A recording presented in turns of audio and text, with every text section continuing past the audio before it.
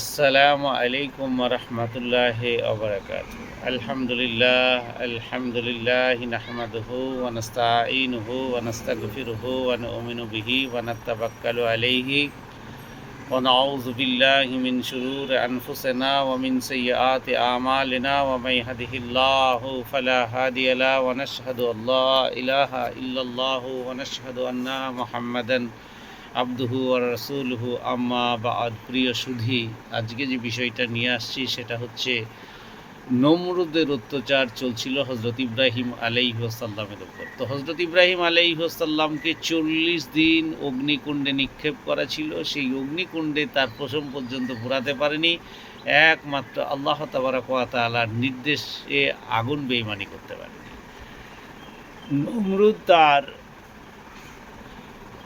নমরুদ তার সঙ্গে কোনোরূপ তর্কি না করে হজরত ইব্রাহিম আলাইহিসসালামকে নমরুদ কোনো কথা না বলে, কোনো বাক চাতুর না করে, হঠাৎ করে নমরুদ তিনার সদল বল নিয়ে হজরত ইব্রাহিম আলাইহিসসালামকে মারধর করতে লাগলেন। মারধর করতে করতে করতে করতে ক্ষত বিক্ষত দেহ হয়ে গেল। তবু আমার হজরত ইব্রাহিম আলাইহিসসালাম অত কিছু মনে করলেন না।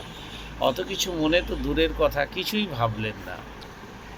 শুধু মারধর করেই ক্ষান্ত হলো না, তখন সিদ্ধান্ত হলো ওকে জীবন্ত আগুনে পুড়িয়ে মারতে হবে। তো আগুন জ্বালাতে লাগলো, জ্বালাতে জ্বালাতে জ্বালাতে জ্বালাতে অগ্নিশিখা এত উপরে পৌঁছে গেল বা এত উপরে উঠে দাঁড়ালো, তাতে নমরুদ হতভম্ব হয়ে গেল যে আগুনে ইব্রাহিম আলাইহিসসালামকে কি করে ফেলা হবে। এমতো অবস্থায় আপনারা দেখবেন চৈত্র মাসে চড়ক বলে একটা অনুষ্ঠান হয় আমার হিন্দু ভাইদের ক্ষেত্রে। তো অনুষ্ঠানে দেখবেন এক সাইডে বাঁশ দিয়ে মানুষকে টাঙিয়ে ঘোরানো হয় চামড়া ফুটো করে। তো ওই রকম অবস্থায় হজরত ইব্রাহিম আলাইহিসসালামকে এক কোণে বেঁধে চড়কের মতো পাক দিয়ে অগ্নিতে নিক্ষেপ করলো।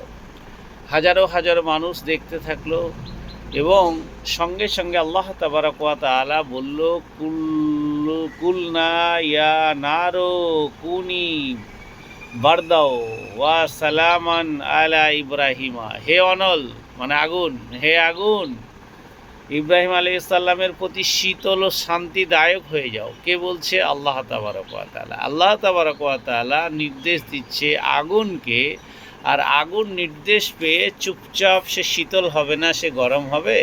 সে বরফের ফুল বাগিচার মতো গিয়ে জান্নাতের যে হাওয়া আগুনের ভিতরে বইতে লাগলো। কুলনা ইয়া নারো কুনি বারদাও ওয়া সালামান আলা ইব্রাহিম বা ইব্রাহিম, হে অনল, ইব্রাহিম আলাইহিসসালামের প্রতি শীতল ও শান্তিদায়ক হয়ে যাও।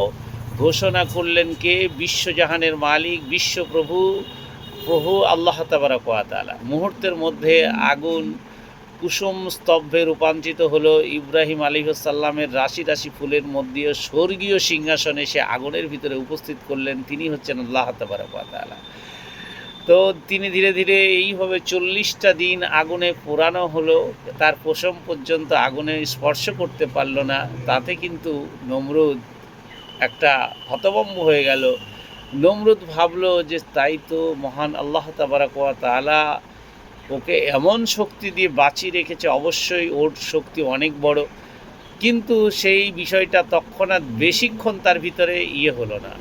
কিছুক্ষণের ভিতরে আবার তিনাকে এসে ইবলিশ এমন প্ররোচনা দিল যে এই তো তোমার মন এত দুর্বল, তুমি এইভাবে শয়তানের প্রচনায় তার ক্ষুধার প্রতি আবার অভক্তি চলে এলো।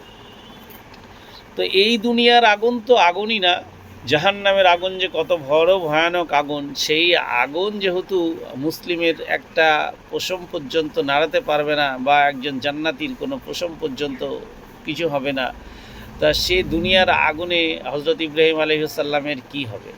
আল্লাহর সেবককে দোজখের তীব্র আগুনের স্পর্শ করতে পারল না দেখে নমরুদ আতঙ্কিত হয়ে গেল। নমরুদ লজ্জায় পড়ে গেল। সর্বশক্তিমান আল্লাহর প্রতি তার দৃঢ় বিশ্বাস আসতে লাগলো। এমত অবস্থায় ইবলিশ আবার তাকে প্ররোচনা দিয়ে বলল, তোমার মতো নমরুদ একটা দেশের বা একটা মহানের বা একটা জেলার বা একটা রাজ্যের বা একটা পৃথিবীর তুমি মালিক, আর তুমি এক আল্লাহর ইবাদত করতে আসছো।